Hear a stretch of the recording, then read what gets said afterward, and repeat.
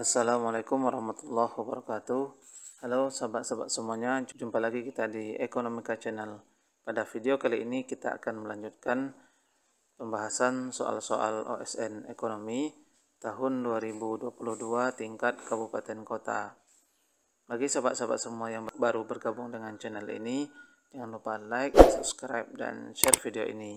Dan juga perlu disampaikan jika nanti di dalam pembahasan ada miskonsepsi atau mungkin ada materi yang kurang pas, atau bisa juga nanti jawaban yang berbeda dengan teman-teman semua, silakan diketik di kolom komentar. Selanjutnya soal nomor 26. Seorang petani menyewa sepetak lahan untuk menanam dan berbisnis cabai nuklir yang benihnya berasal dari Rusia. Sewa lahan itu Rp 3 juta per musim dan menghasilkan cabai sebanyak 3 kuintal ketika panen. Berdasarkan catatannya, setiap kilogram cabai memakan biaya Rp 21.000. Biaya sebesar ini meliputi pembelian benih, biaya tanam, biaya pemeliharaan, hingga upah memanen. Saat panen tersebut, harga jual cabai di tingkat petani Rp 40.000 per kilogram. Berapakah laba total petani cabai nuklir itu per musim? Nah, dari soal nomor 26 ini yang ditanya adalah berkaitan dengan laba yang diterima oleh petani, ya. Di mana kita ketahui bahwa laba, atau kita istilahkan dengan lambangnya V, ya. V itu sama dengan TR dikurangi dengan TC. Nah, untuk mendapatkan ini masing-masing kita harus ketahui terlebih dahulu.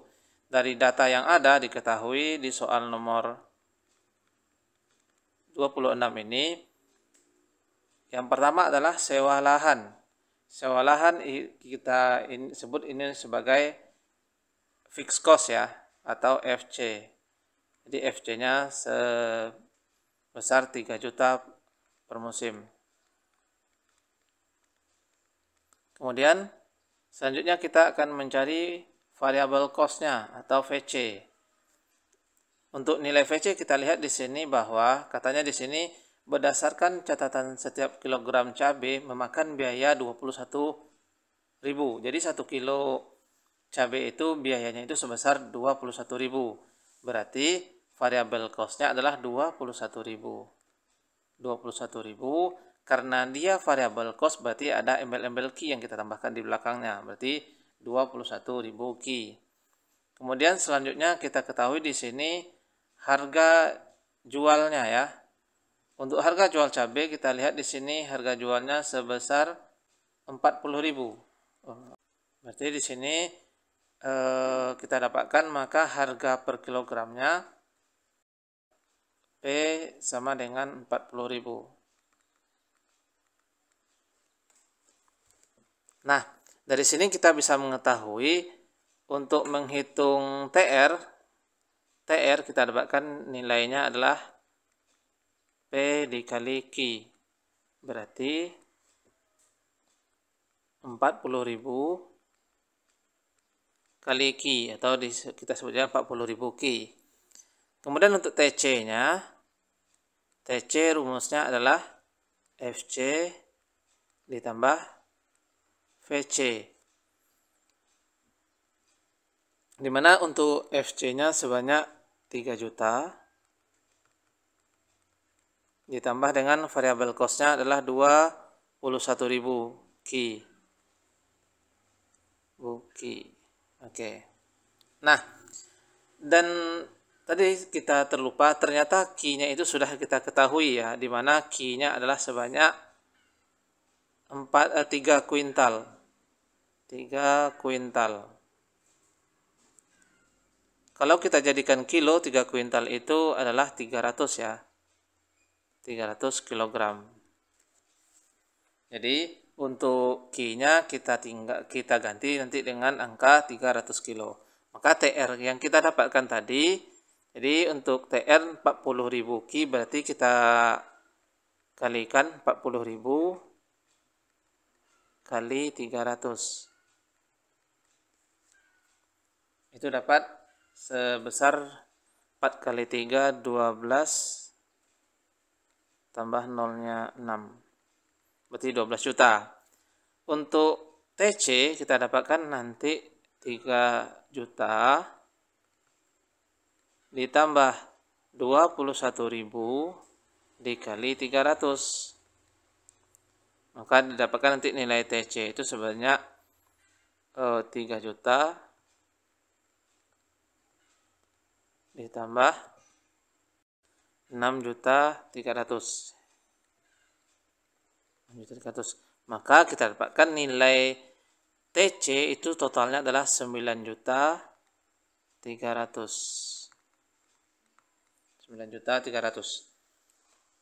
Nah, dari sini kita bisa dapat nilai TR-nya 12 juta, kemudian nilai TC-nya sebanyak 9.300.000. Maka untuk labanya kita kurangkan saja, atau kita bikin kurung juga di sini bisa.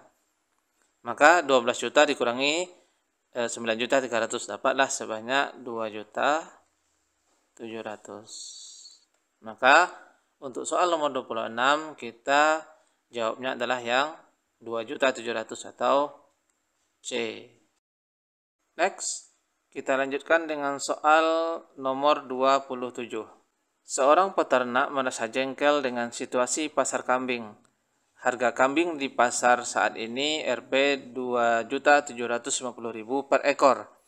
Padahal untuk membesarkan seekor kambing hingga siap jual menghabiskan biaya rata-rata Rp 3 juta.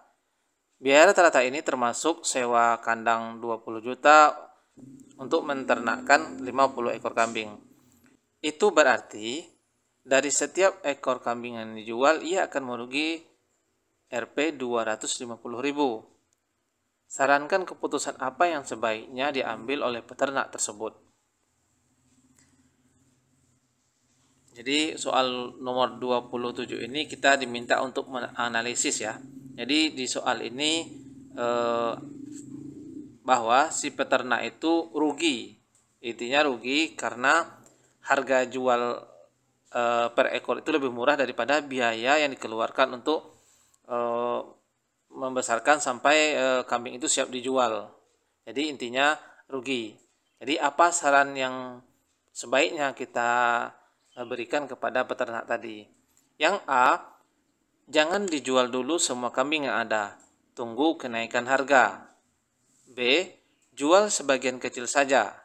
Misalnya 20% sampai 30% kambing-kambing yang ada. C, jual saja semua kambing daripada nanti sakit dan mati atau malah dicuri orang. D, tetap jual karena kerugian jika sama sekali tidak dijual justru akan lebih besar. E, sumbangkan saja. Setidaknya sebagian besar kambing yang ada kepada kalangan yang dipandang layak, misalnya fakir miskin, yayasan sosial. Oke, untuk soal nomor 27 ini kondisinya adalah kita sebutkan tadi adalah dalam kondisi rugi. Jadi apa yang harus dilakukan sebaiknya ya. Kalau kita mencermati konsep-konsep perekonomian secara yang ada ya, atau mungkin secara konvensional, maka yang lebih bagus yang kita pertimbangkan itu adalah tetap menjual seluruhnya gitu ya. Artinya supaya apa? Supaya nanti kerugian itu tidak akan semakin besar gitu. Karena kalau justru dipertahankan karena kedepannya kita tidak tahu seperti apa ya, takutnya malah lebih merugi lagi, artinya kan kerugiannya akan semakin besar. Maka untuk soal nomor 27 itu kita pilih jawabannya yang D ya. Next, soal nomor 28. The director of a tourism spot in town Batu, East Java, is considering changing the way he sets price of tickets.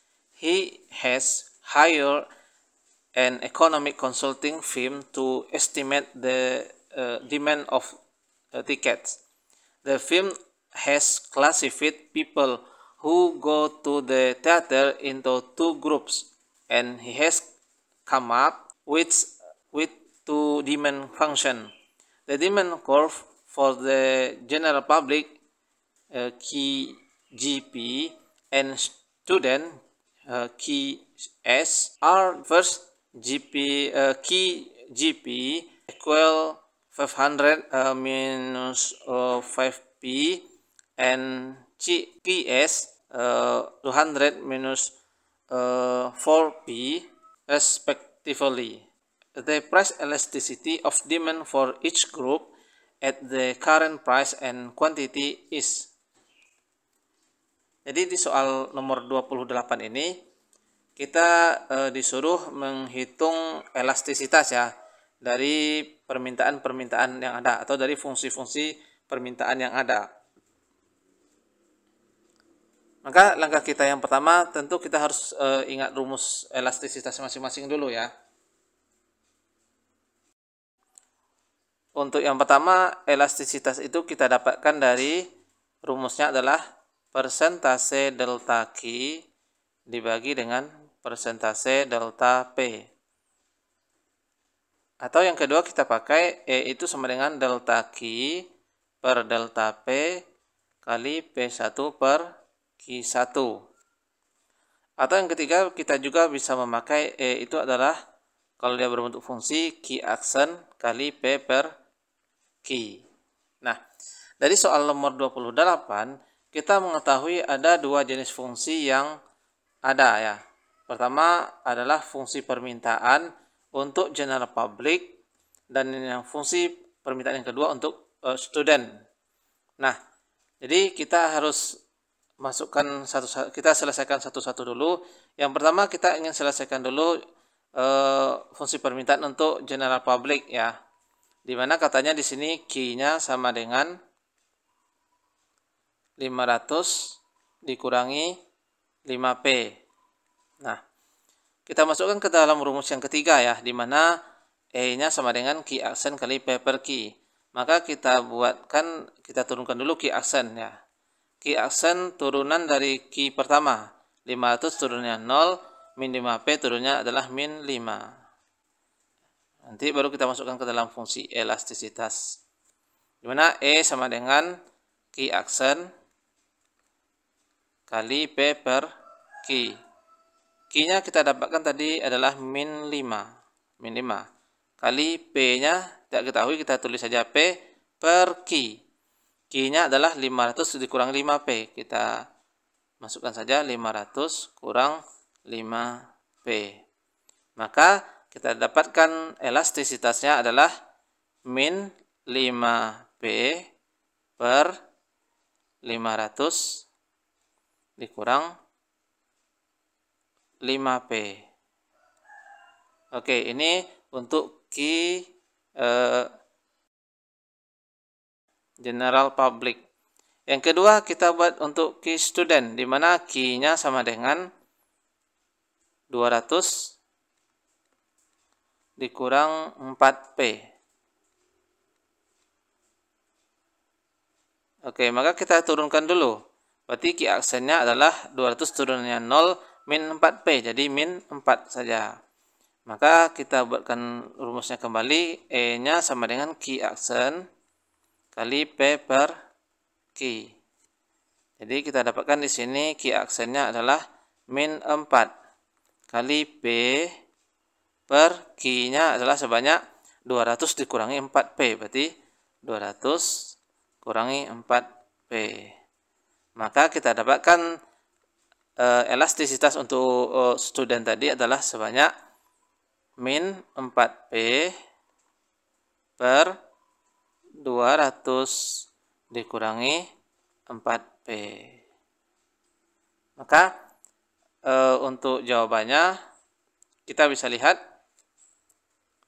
di soal nomor 28 ini, jawaban yang tepat itu adalah yang C. Oke, demikian dulu pertemuan kita pada video kali ini. Jika teman-teman merasa video ini bermanfaat, jangan lupa like, subscribe, dan share video ini. Demikian, terima kasih. Assalamualaikum warahmatullahi wabarakatuh.